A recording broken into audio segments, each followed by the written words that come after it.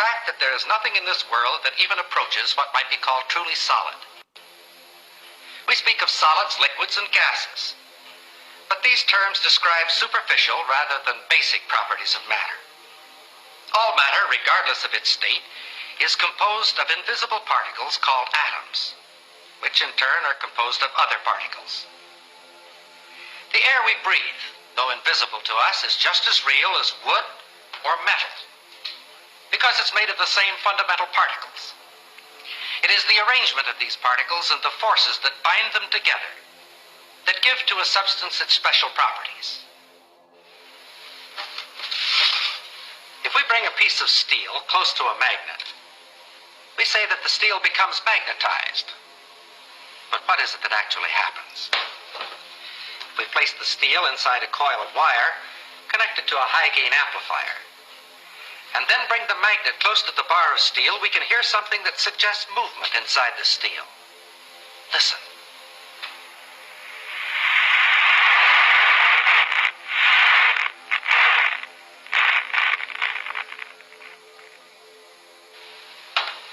We think of a piece of steel as being solid, and according to our definition, it is a solid. But the popular concept of what makes a solid is certainly a false one. This piece of steel, and any so-called solid substance on this earth, is almost entirely empty space. If we could eliminate the empty space in this piece of steel, all that would remain would be a tiny bit of matter, so small as to be invisible even with a high-power microscope. This concept of almost unlimited empty space within matter is comparatively new, but it is the very cornerstone of our knowledge in this atomic age. Atoms are not solid. Instead, they are tiny solar systems composed of infinitely small particles revolving at tremendous speeds and bound together by enormous forces. And like our solar system, atoms are almost entirely empty space. For the moment, let's forget the forces within the atom. Thinking only of the particles and the empty space around them, science knows no reason why I couldn't take this so-called solid steel bottle and just throw it right on through that wall. Except this, we've tried it and it hasn't worked. If I were to attempt to run through that wall right now, all I'd get for my trouble would be a good-sized lump on the head. But that which would prevent my body passing through the wall would not be a collision of particles, but rather a collision of forces. The same forces that make an atom bomb. And if it were not for these forces, my body could go freely back and forth through that wall, just as though it were not there. It is within the realm of scientific possibility that there could be two worlds coexistent, occupying the same part of space at the same moment of time, each world just as real as the other, with its mountains, valleys, rivers, trees, and people.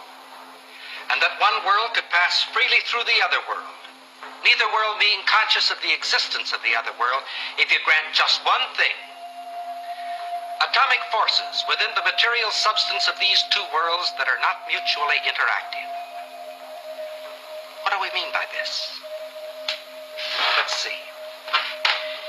Here are two pieces of steel. Their appearance is quite similar, but a magnet will reveal a basic internal difference between the two pieces. This one, of course, is picked up, but this one is unaffected.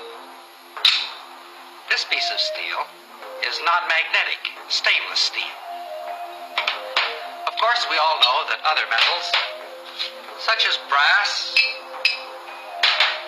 or aluminum, are not affected by the magnet. But a ring made of aluminum is something else.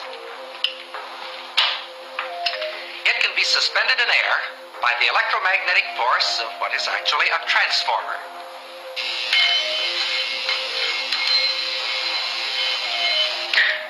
The ring being in effect a one-turn shorted secondary. A smaller ring will react even more violently.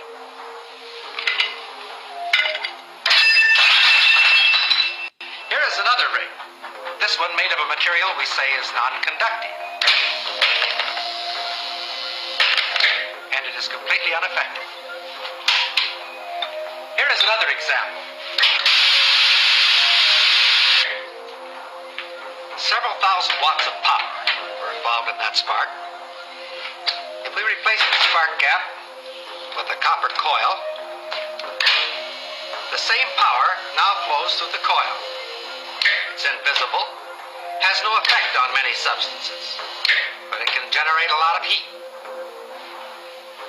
Wood, paper, things that we think of as being quite inflammable are not affected at all. However, a piece of steel wool bursts into flame instantly.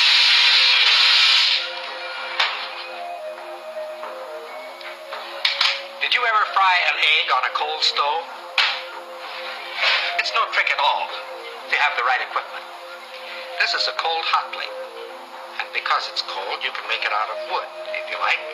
Just be sure that there's a coil of wire inside and that you connect that coil to a high voltage alternating current source.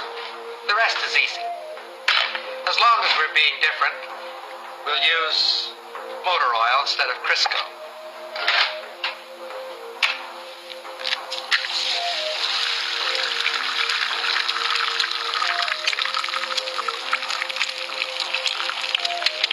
The egg fries very quickly, but the stove remains perfectly cold.